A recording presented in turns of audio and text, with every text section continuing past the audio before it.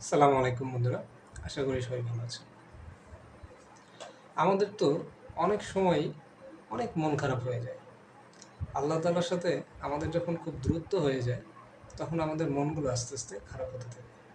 যখনই আবার আল্লাহ তাআলার সাথে আমাদের সম্পর্কগুলো তুলনামূলক ভালো হতে থাকে, তখন আমাদের মন অনেক প্রফুল্ল এবং হালকা হয়ে যায়। তো আপনার যদি মন খারাপ থাকে বা ভালো লাগে না এরকম হয়, আজকের লেকচারটি আপনার জন্য।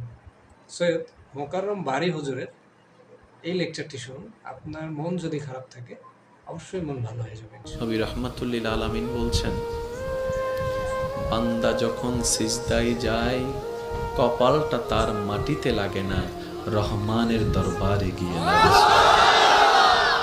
আফসোস আমাদের জন্য সেই সিজদাকে না বুঝার কারণে।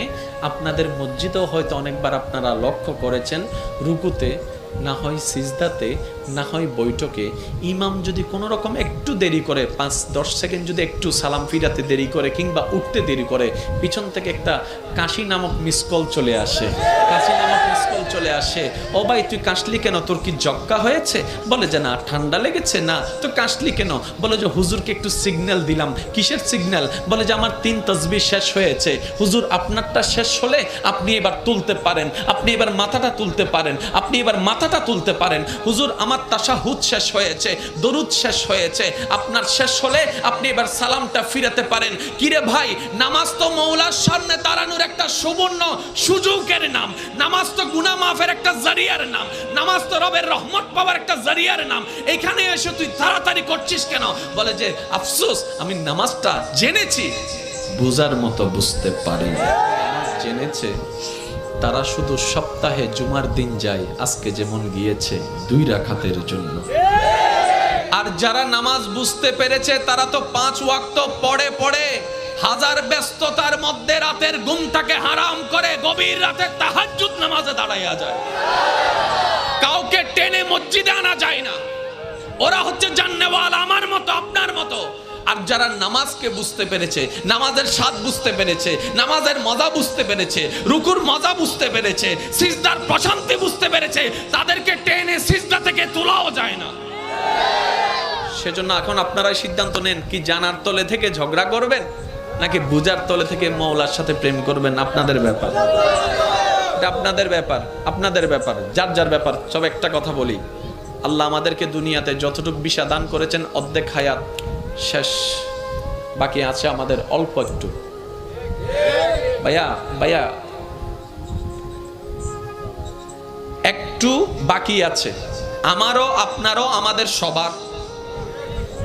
মরার সময় অন্তত এমন কিছু রেখে যেন না, যেন এলাকার মানুষ আপনার মৃত্যুর সংবাদটা শুনে আলহামদুলিল্লাহ বলে। এমন কিছু রেখে যেন না, যেন আপনার ছেলেরা, আপনার নাতিরা আপনার নাম শুনলে যেন লানত দেয়। এটা জীবন নয়, এটা জীবন নয়, এটা জীবন নয়। এমন একটা জীবন বানান যেন আপনার মৃত্যুর সংবাদটা শুধু আপনার পরিবারের মুখে চোখের মধ্যে মলিনতা আর অশ্রু আনবে না, শুধু আপনার আশেপাশে পরিচিতরা পর্যন্ত বলবে, আহ আফসোস, আজকে একজন নেককার বান্দাকে হারিয়ে ফেলেছি, আজকে একজন মায়ার মানুষকে হারিয়ে ফেলেছি, আজকে একটা মমতার মানুষকে হারিয়ে ফেলেছি। যেভাবে সিদ্দিকে আকবরের দুনিয়ার থেকে যাওয়ার পরে জগৎ কান্না করেছে, ফারুকে আজম যাওয়ার পরে জগৎ কান্না করেছে, ওসমান ও আলী যাওয়ার পরে জগৎ কান্না করেছে, ইমাম হোসেন কারবালায় শহীদ হওয়ার পরে 2005 সালে চট্টগ্রামের মানুষ পর্যন্ত কান্না করছে। আল্লাহু আকবার।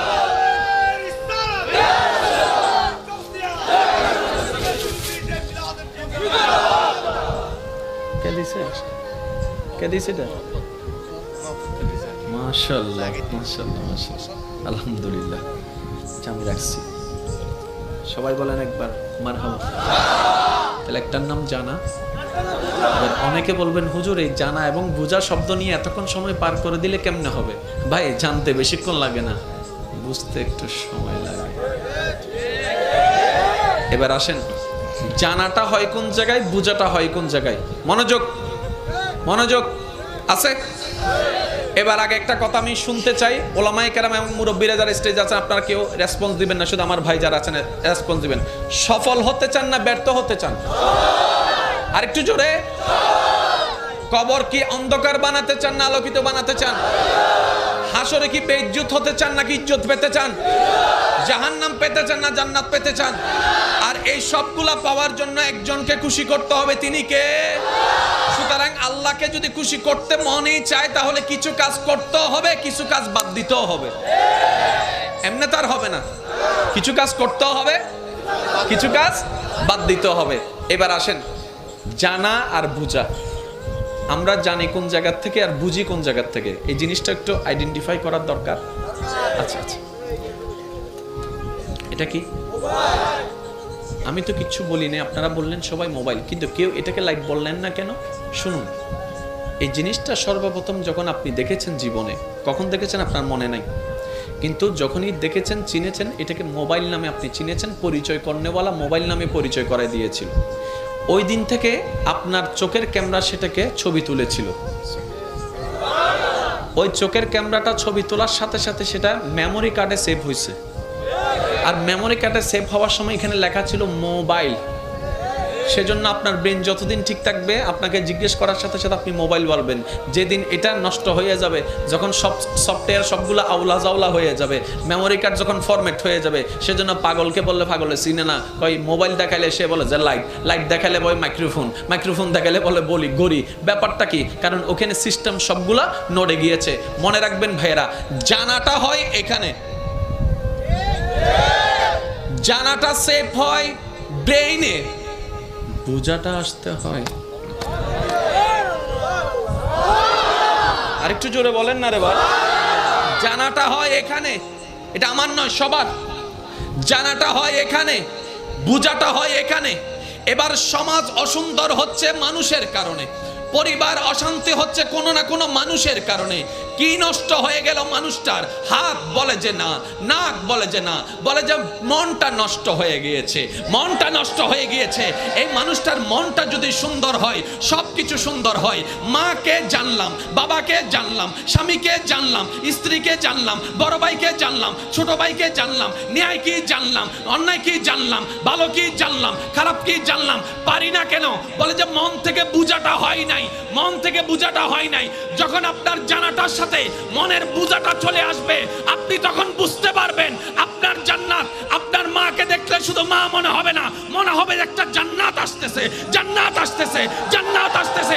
বাবাকে দেখলে মনে হবে না বাবা আসতেছে, মনে হবে জান্নাতের দরজা দাঁড়ায় আছে। আল্লাহু আকবার। এবার একটু খেয়াল করবেন, ভালোবাসা ছাড়া সংসার হয়? আপনারা যেটা বলবেন আমি সেটা নিয়ে আগাবো। ভালোবাসা ছাড়া সংসার হয়? ভালোবাসা ছাড়া পরিবার টিকে? ভালোবাসা ছাড়া আপনার ব্যবসা টিকবে? ব্যবসার প্রতি যদি আপনার ভালোবাসা না থাকে, শেষ। কারণ 9টার দোকান আপনি খুলবেন 3টায়,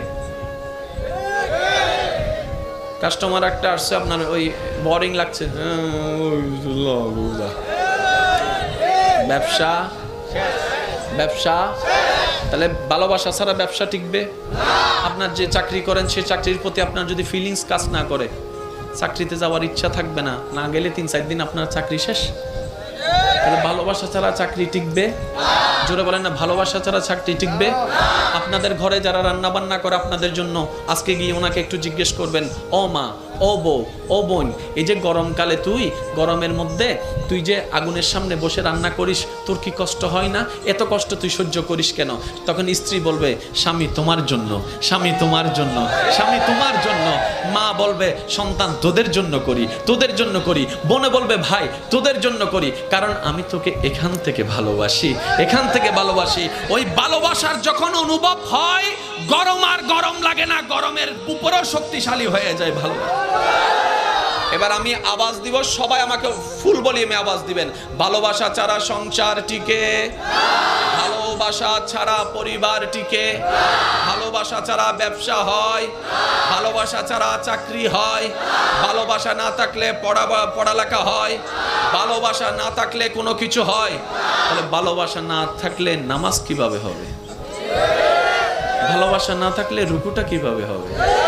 ভালোবাসা না থাকলে সিজদা কিভাবে হবে? তাই তো নবী রাহমাতুল লিল আলামিন বলছেন, নবী রাহমাতুল লিল আলামিন বলছেন, বান্দা যখন সিজদায় যায় কপালটা তার মাটিতে লাগে না, রহমানের দরবারে গিয়ে লাগে। আফসোস আমাদের জন্য সেই সিজদাকে না বুঝার কারণে। আপনাদের মসজিদেও হয়তো অনেকবার আপনারা লক্ষ্য করেছেন, রুকুতে না হয় সিজদাতে না হয় বৈঠকে ইমাম যদি কোনো রকম একটু দেরি করে, 5-10 সেকেন্ড যদি একটু সালাম ফিরাতে দেরি করে কিংবা উঠতে দেরি করে, পিছন থেকে একটা কাশি নামক মিসকল চলে আসে। কাশি নামক মিসকল চলে আসে, ও ভাই তুই কাশলি কেন, তোর কি জক্কা হয়েছে? বলে যে না ঠান্ডা লেগেছে। না তো কাশলি কেন? বলে যে হুজুরকে একটু সিগন্যাল দিলাম। কিসের সিগন্যাল? বলে যে আমার 3 তাসবিহ শেষ হয়েছে। হুজুর আপনারটা শেষ হলে আপনি এবার তুলতে পারেন, আপনি এবার মাথাটা তুলতে পারেন, আপনি এবার মাথাটা তুলতে পারেন। হুজুর আমার তাশাহুদ শেষ হয়েছে, দরুদ শেষ হয়েছে, আপনার শেষ হলে আপনি এবার সালামটা ফিরাতে পারেন। কিরে ভাই, নামাজ তো মওলার সামনে দাঁড়ানোর একটা সুবর্ণ সুযোগের নাম, নামাজ তো গুনাহ মাফের একটা জারিয়ার নাম, নামাজ তো রবের রহমত পাওয়ার একটা জারিয়ার নাম। এখানে এসে তুই তাড়াতাড়ি করছিস কেন? বলে যে আফসোস আমি নামাজটা জেনেছি, বুঝার মতো বুঝতে পারিনি। যদি ভালোবাসা থাকতো সে আর কাশি দিতে পারতো না।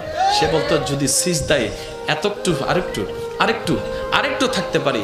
এক পর্যায়ে সে বলতে বাধ্য হবে, মাওলা মরণ তো একদিন না একদিন হবে, আমার মরণটা না হয় এমন অবস্থায় দিও যেন আমার কপালটা তোমার দরবারে সিজদা অবস্থায় থাকে। মাওলা আমার কপালটা তোমার দরবারে সিজদা অবস্থায় থাকে। আমার জবান থেকে বের হবে সুবহান রাব্বিয়াল আলা, সুবহান রাব্বিয়াল আলা, সুবহান রাব্বিয়াল আলা। আমি বান্দা তোমার প্রশংসা করতেই থাকবো, ওই মুহূর্তে যেন আমার জানটা তোমার দরবারে চলে যায়। ভালোবাসা ছাড়া কিচ্ছু হবে না। এবার আপনি মানেন না মানেন, এবার নিজেকে প্রশ্ন করুন। তর্কের দরকার নাই। নামাজের প্রতি কার ভালোবাসা কেমন এবং সে ভালোবাসার মূল কারণ কি? কারণ দুইটা, কারো ভালোবাসা জান্নাত, কারো ভালোবাসা রহমান। কিন্তু আমাদের বেশিরভাগের ভালোবাসা যদিও থাকে সেটা হচ্ছে অনলি ফর জান্নাত, অনলি ফর, জোরে বলেন। এটা আপনাদের অনেকের মাথায় বসে নেই, একটু পরে আপনারা নিজেরাই বুঝতে পারবেন। বললাম না আজকে 50-50, আমি করব 50, বাকিটা আপনারাই সামলাই নিতে পারবেন ইনশাআল্লাহ।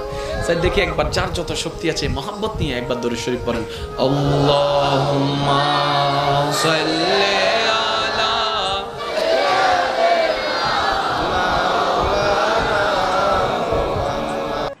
তো বন্ধুরা, সৈয়দ মোকাররম বারী হুজুরের এই লেকচারটি আশা করি আপনাদের ভালো লেগেছে।